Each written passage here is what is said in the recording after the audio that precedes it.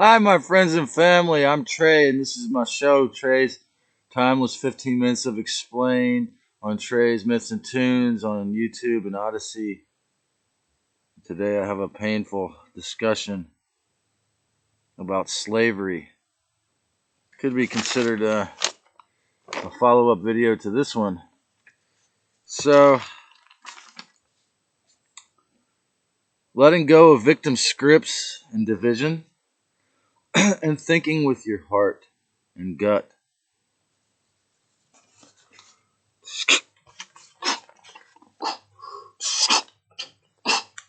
Bow, bow, bow, bow, bow, bow, bow, bow, bow. In a white room with black curtains, in her dark eyes, black room country, such a tired starling.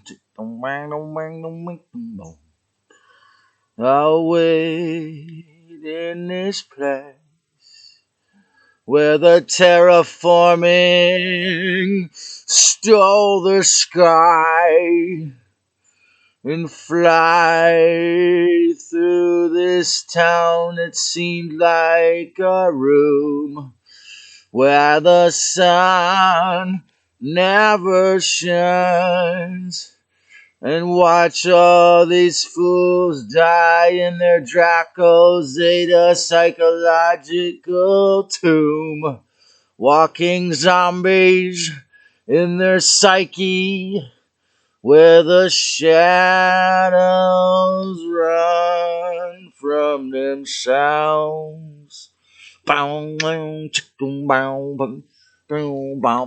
the white room with black curtains, letting go of victim scripts and division and thinking with your heart and gut instead of obeying these old narratives.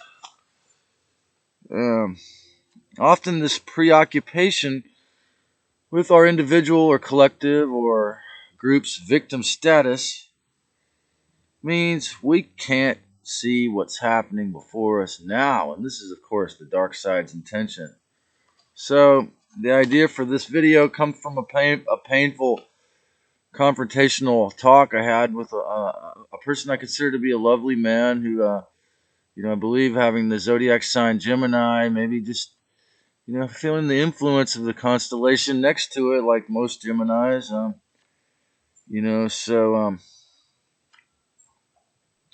I happened to mention to him about this video I made about how 70% of house slaves stayed. And he says, well, where would they go? And I said, well, there it is again, the fear program. And I happened to mention to him, I guess, the flaw I made, and I believe it was actually an African American or Charlestonian research that I discovered when I was last in Charleston last summer when I started this channel, is that less than 10%, a very tiny amount of Africans had been either from wealthy families or became wealthy before they came to the USA, and so they came to the USA rich, I guess, or wealthy, so they were not slaves. And also, I said the term half breeds, and he got all offended after that. And so, yeah, all after like 25, 30 UCSC students who had all forced to take the shot, didn't even ask me. I had all my laundry in my backpack, and it's pretty heavy, so he asked if he could sit there, and I said sure. I put my laundry on my lap, and I'd known the guy from getting signatures, and I think he's a neat person, a good guy. But so he'd been, I guess he'd been hanging out with. Well, he's talking about hanging out in Oakland. And he said if you use that word half breed in Oakland, you get punched out. I'm sure it was accurate statement, and then that got me to thinking about this book by Tommy Orange and how the Native Americans and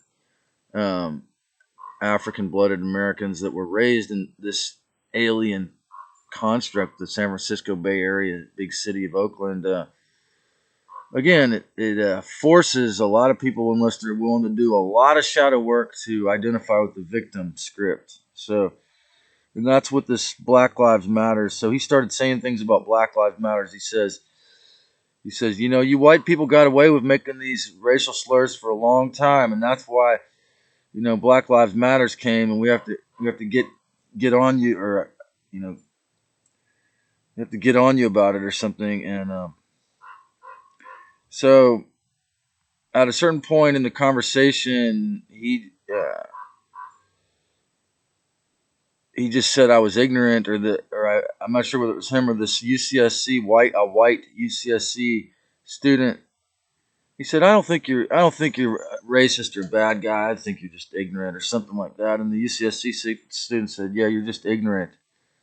And they were both following the script that it couldn't be possible that an African king wouldn't want to move to Charleston, for example. So again, I'm not sure what the actual history is. This was all new research I just heard of myself. So you have to see how in these victim scripts, the source of the argument is always the same, which is the dark side, the adversary, and they always want to divide and conquer. It's the same in the Black Lives Matter script. It's the same in the women's elimination movement script as it was, and the idea that you could take a person as a slave. And I have no idea what it's like to have been born in a African body, a dark skinned body, and so I'm not claiming to know what it's about or what it's like, but I'm just saying that the chains these days, a lot of the chains are in our minds, our thoughts, our victim script, and so. And I'm sure that I would have to be harassed by the police a lot more if I was African, probably. At least and would I be allowed to exist in the tent and not be harassed more? You see, so sure, I even as a person in a freaking tent, I could see where I could have white privilege, but on the other side of the spectrum, it's also that same thing that appears to give me privilege is this alienation. As I said before, the Aboriginals had one strand less DNA, less chromosome rather than us, so they call us the mutants. Because that extra chromosome is the alien mind. Really the infiltration, the not human part. So yeah, after he was kind of getting really mad or getting annoyed with me when I said the word half breed, and I said, well, that's what they called it way back then. Ironically, the irony is that two somewhat semi-free, houseless people, one African or one black and one white guy, arguing over slavery, while mostly entitled, wealthy, or study bot cyborg slaves were listening, and this one was commenting. He called me, you're just ignorant, because Black Lives Matters, like the woke ideology, is a mainstream media or Nazi, Zionist, and Anunnaki controlled or influenced narrative. It's inspired, I mean, George Soros put millions of dollars into Black Lives Matters to create this Marxist separationist script, and it's just known. It's a known fact. And these Nazi narratives cannot allow anyone or anything or any idea to interfere with the victim narrative. That's the new thing. You're not allowed to interfere with this idea. That all the black people came in. For example, he says all the black people came into this country because of slavery. Now that may be true, but the fact that I would even question that questions the victim ideation, and I think that's part of the reason why it was upsetting, because he didn't like that, because he's a homeless or houseless guy, a wild person like myself, not paying rent. He said I'm free in the beginning of our conversation, and I was like, that's cool, but I'm thinking to myself, everyone around us has already agreed to be a cyborg slave. So the victim narrative, it occurs all around us now these days. So the irony of this that I says half breed is really that's a eugenics term, and eugenicists such as Bill Gates, are behind. We're behind this crazy attempt at human 2.0, and their ancestors several generations back castrated over 10,000 guys like me and this guy, like the wild people, or people who they would consider, if their parents were alcoholics or crazy, would consider that unworthy of having sex or reproducing, and 30,000 people around the U.S. over 110 years ago now. Exactly. So that's the irony of it, is that I was, it's a stupid thing to use their terms, the word half breed, but that's the way they think. These eugenicists, they started Planned Parenthood, and they wanted to, lower the population and control who gets to reproduce through their experiment too with the shot. So there you go. So this victim narrative, we see in the idea that all sex before age 18 is rape, particularly if both the people were at the same age, roughly under 18, that would be rape. It's a victim narrative. All men are predators. That's a victim narrative they give to women. How about all poor heterosexuals are evil? This is what a lot of the local people are led to think. Unless you're a really, really amazing wage slave working 4 jobs. Women are the devil. Okay, this is a victim narrative, so that you're always gonna attract these devilish women. White people are entitled and racist. This man, I was sat next to me on the bus. He called. I mentioned Kanye. He said Kanye's a sellout. I'm like, really?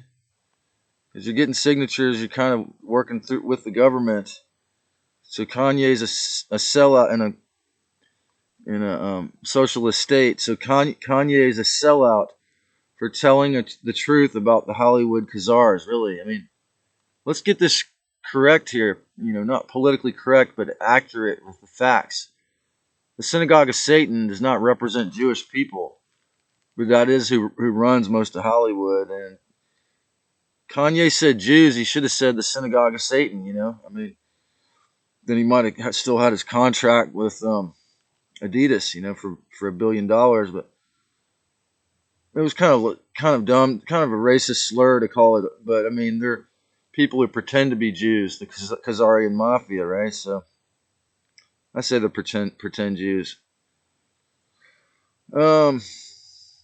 Lesbian teachers were put into universities by these same Khazars.